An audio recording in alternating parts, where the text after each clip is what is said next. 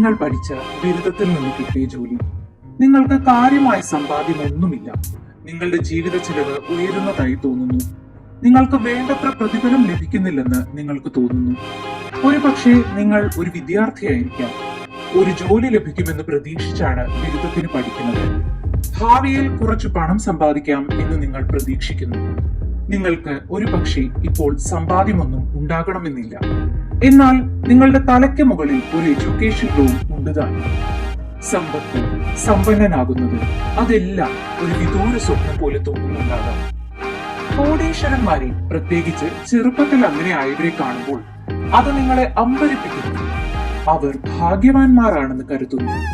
എനിക്ക് ബുദ്ധി പോരാ, ഞാൻ നിർഭാഗ്യവാനാണ് എന്നൊക്കെ ചിന്തിക്കുന്നു. ലക്ഷറി വില്ല വാങ്ങുക, നിങ്ങളുടെ പ്രിയപ്പെട്ട സ്പോർട്സ് കാർ വാങ്ങുക, ലോൺ അടച്ച് ലോകം ചുറ്റി സഞ്ചരിക്കുക എന്നിങ്ങനെ നിങ്ങൾ കണ്ട ആ സ്വപ്നങ്ങൾ എന്നെന്നും അങ്ങനെ തന്നെ നിലനിൽക്കും. വെറും സ്വപ്നങ്ങൾ, അതിൽ കൂടുതൽ ഒന്നുമില്ല എന്ന് നിങ്ങൾ കരുതുന്നു. നിങ്ങളുടെ ലോൺ പെട്ടെന്ന് അടച്ചു തീർക്കുന്നതിനും ലോകം ചുറ്റി സഞ്ചരിക്കാനുമുള്ള ആ സ്വപ്നങ്ങൾ നിങ്ങൾ ഉപേക്ഷിക്കേണ്ടതില്ലെങ്കിലോ? പണത്തെക്കുറിച്ച് നിങ്ങൾ ശരിക്കും എന്താണ് ചിന്തിക്കുന്നത്? പണത്തെക്കുറിച്ച് നിങ്ങൾ ചിന്തിക്കുന്ന കാര്യങ്ങളിൽ ഭൂരിഭാഗവും നിങ്ങളുടെ കുടുംബ പശ്ചാത്തലം സ്വാധീനിച്ചിട്ടുണ്ട് എന്നതാണ് സത്യം.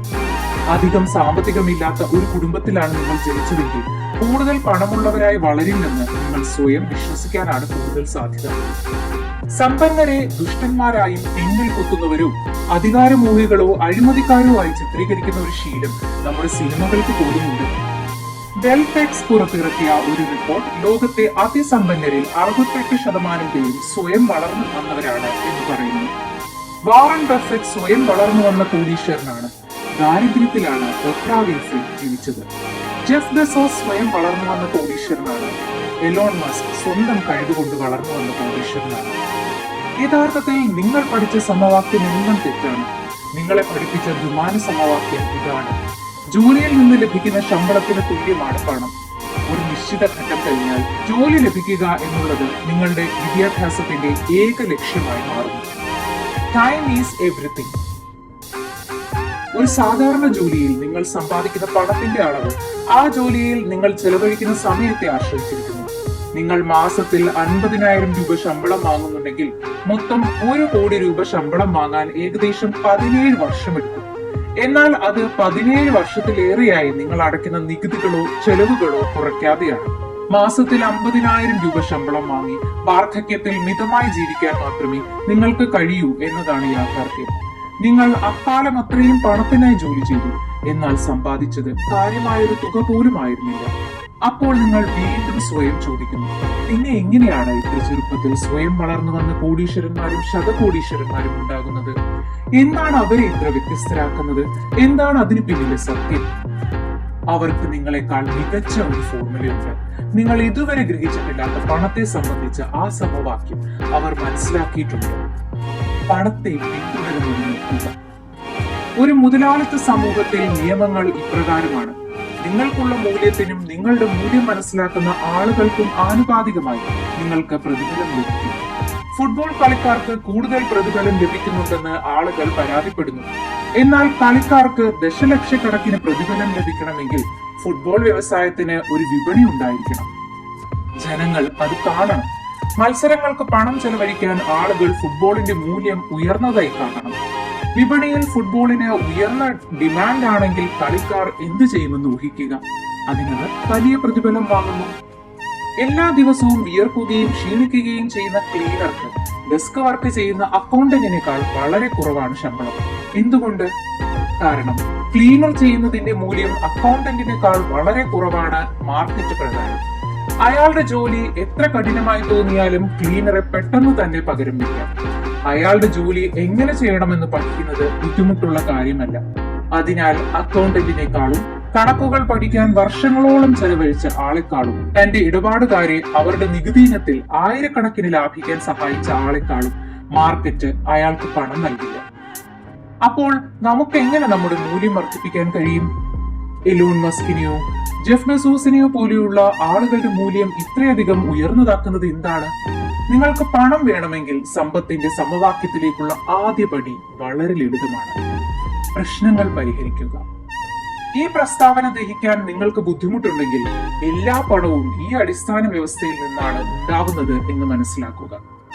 ഒരു പ്രശ്നം പരിഹരിച്ചാൽ പണം അതിലേക്ക് ഒഴുകിയെത്തും. ഇത് 1,00,000 രൂപയുടെ പ്രശ്നമാണെങ്കിൽ പരിഹാരം നിങ്ങളെ ദശലക്ഷക്കണക്കിൽ സമ്പാദിപ്പിക്കും. ഇതൊരു $1 ബില്യൺ പ്രശ്നമാണെങ്കിൽ പരിഹാരം നിങ്ങളെ ശതകോടികൾ സമ്പാദിപ്പിക്കും.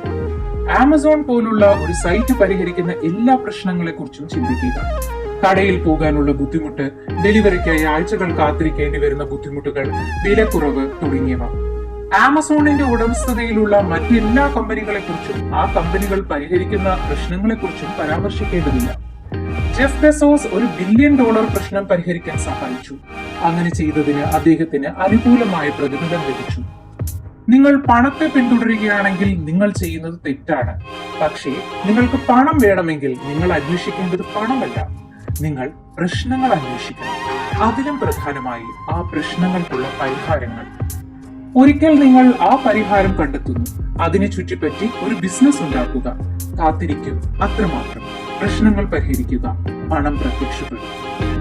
അതിനാൽ എനിക്ക് സമ്പന്നനാകാൻ അടുത്ത ആമസോൺ സൃഷ്ടിക്കേണ്ടതുണ്ട്, അല്ലെങ്കിൽ അടുത്ത ഫേസ്ബുക്ക്, അല്ലെങ്കിൽ ഗൂഗിൾ. കോഡ് ചെയ്യാൻ പോലും എനിക്കറിയില്ല. ആ തരത്തിൽ എന്തെങ്കിലും തുടങ്ങാൻ പോലും എന്റെ പക്കൽ പണമില്ല. ഞാൻ പിടിച്ചു നിൽക്കുക പോലുമില്ല. നിങ്ങൾ ഒരിക്കൽ കൂടി പഴയ ചിന്താരീതികളിലേക്ക് പോവുകയാണ്. ഒരു പ്രശ്നത്തിൽ നിന്ന് ആരംഭിക്കുക. എല്ലായ്പ്പോഴും ഒരു പ്രശ്നത്തിൽ നിന്ന് ആരംഭിക്കുക. നിങ്ങൾക്ക് ചുറ്റുമുള്ള വിപണി ശ്രദ്ധിക്കുക. ഇപ്പോൾ നിങ്ങളുടെ ലാഭകരമായ ബിസിനസ് ശരിയായ സംവിധാനങ്ങളും പ്രക്രിയകളും ഉപയോഗിച്ച് പ്രവർത്തിക്കുന്നു. നിങ്ങൾ വിതച്ചത് കൊയ്യാനുള്ള സമയമായി. ഈ ഘട്ടത്തിൽ നിങ്ങൾ അഭിമുഖീകരിക്കാൻ പോകുന്ന 2 സാധ്യതയുള്ള പാതകളുണ്ട്. ഒന്നുകിൽ നിങ്ങൾ നിങ്ങളുടെ ബിസിനസ് തുടരുക, അല്ലെങ്കിൽ പണം വാങ്ങി വിൽക്കുക. നിങ്ങളുടെ ബിസിനസ് കെട്ടിപ്പടുക്കാൻ നിങ്ങൾ ചെലവഴിച്ച എല്ലാ ശ്രമങ്ങളും ഫലപ്രാപ്തിയിലെത്തുന്നതും നിങ്ങളുടെ ബിസിനസ് തുടരാൻ നിങ്ങൾ തിരഞ്ഞെടുക്കുമ്പോഴാണ്. നിങ്ങൾ അങ്ങനെ ചെയ്യാൻ ആഗ്രഹിക്കുന്നതിന് നിരവധി കാരണങ്ങൾ ഉണ്ടാകാം. നിങ്ങൾ നിർമ്മിച്ച കമ്പനിയെ നിങ്ങൾ ഇഷ്ടപ്പെട്ടേക്കാം. നിങ്ങൾക്ക് കമ്പനിക്ക് കൂടുതൽ മൂല്യം നൽകാനും നിലവിലുള്ളതിലും കൂടുതൽ വിലയ്ക്ക് വിൽക്കാനും കഴിയുമെന്ന് നിങ്ങൾ കരുതുന്നുണ്ടാകാം. ഒരുപക്ഷെ ആ ബിസിനസ് നന്നായി പ്രവർത്തിക്കുന്നു, അതിനാൽ നിങ്ങൾ കൂടുതലൊന്നും ചെയ്യേണ്ടതില്ല. അല്ലെങ്കിൽ ഈ 3 കാര്യങ്ങളുടെയും സംയോജനമായിരിക്കാം. മാർക്കറ്റ് പരിഹരിക്കാൻ ആഗ്രഹിക്കുന്ന ഒരു പ്രശ്നം നിങ്ങൾ പരിഹരിച്ചു. അങ്ങനെ ചെയ്തതിന് അത് നിങ്ങൾക്ക് അനുകൂലമായി പ്രതിഫലം നൽകി. ഇപ്പോൾ നിങ്ങളോട് ചോദിക്കട്ടെ, അതെല്ലാം എന്തിനു വേണ്ടിയായിരുന്നു? നിങ്ങളിൽ ഭൂരിഭാഗം പേർക്കും അതൊരിക്കലും പണത്തെക്കുറിച്ചായിരുന്നു. പണം ഒരു കടലാസ് കഷ്ണം മാത്രമാണ്. ലോൺ അടച്ച് നിങ്ങളുടെ സ്വപ്ന കാർ വാങ്ങുന്നു, ലോകം ചുറ്റി സഞ്ചരിക്കുന്നു. അത് നിങ്ങൾ ആഗ്രഹിച്ച സ്വാതന്ത്ര്യമാണ്. നിങ്ങളുടെ ലക്ഷ്യസ്ഥാനം പണവുമായി ബന്ധപ്പെട്ട ഒന്നായിരുന്നില്ല. നിങ്ങൾ ഒരു പക്ഷേ ഇഷ്ടപ്പെടാത്ത ഒരു ജോലിക്കായി നിങ്ങളുടെ സമയത്തിന്റെ വലിയൊരു ഭാഗം ഉപയോഗിക്കുകയാണ്. ജോലി ചെയ്യുക, വീട്ടിലെത്തുക, ടെലിവിഷൻ കാണുക, ഉറങ്ങുക, പിറ്റേന്ന് എഴുന്നേൽക്കുക, റിട്ടയർ ചെയ്യുന്നത് വരെ ഇതേ സൈക്കിൾ ആവർത്തിക്കും എന്നതാണോ നിങ്ങളുടെ ജീവിതം? ഈ പാറ്റേണിൽ നിങ്ങളുടെ ജീവിതത്തിൽ എത്ര മണിക്കൂറുകൾ കടന്നു പോകാൻ നിങ്ങൾ അനുവദിക്കും? അല്ലെങ്കിൽ ആ യാഥാർത്ഥ്യത്തിൽ നിങ്ങൾക്ക് സുഖമായിരിക്കാം. തൽക്കാലം ആ പാത പിന്തുടരുകയല്ലാതെ നിങ്ങൾക്ക് മറ്റു മാർഗമില്ലായിരിക്കാം. അങ്ങനെയാണെങ്കിൽ വിഷമിക്കേണ്ട കാര്യമില്ല. ഈ വീഡിയോയിൽ നിന്ന് നിങ്ങൾക്ക് ഏറ്റവും അധികം ലഭിച്ചത് വിനോദവും കാഴ്ചപ്പാടിലെ മാറ്റവുമാണ്. എന്നാൽ നിങ്ങളിൽ മറുവശം മനസ്സിലാക്കുന്നവരുണ്ട്. പണത്തെക്കുറിച്ച് ഇനി ഒരിക്കലും വിഷമിക്കേണ്ടതില്ല എന്ന് മനസ്സിലാക്കിയവർ. അതിനാൽ നിങ്ങളെ ഒന്നുകൂടി ഓർമ്മിപ്പിക്കുകയാണ്, പണത്തെ പിന്തുടരുന്നത് നോക്കുക. പ്രശ്നങ്ങളെ പിന്തുടർന്ന് ആ പ്രശ്നങ്ങൾക്ക് പരിഹാരം കണ്ടെത്തുക. പണം കണ്ടെത്തുന്ന സമവാക്യമാണിത്. പണത്തെക്കുറിച്ച് ഇനി ഒരിക്കലും വിഷമിക്കേണ്ടതില്ല എന്ന തിരിച്ചറിവിലൂടെ പ്രശ്നങ്ങൾ പരിഹരിക്കുക എന്നത് നിങ്ങളുടെ ജീവിതത്തിലെ അർത്ഥവത്തായ തീരുമാനമായിരിക്കും.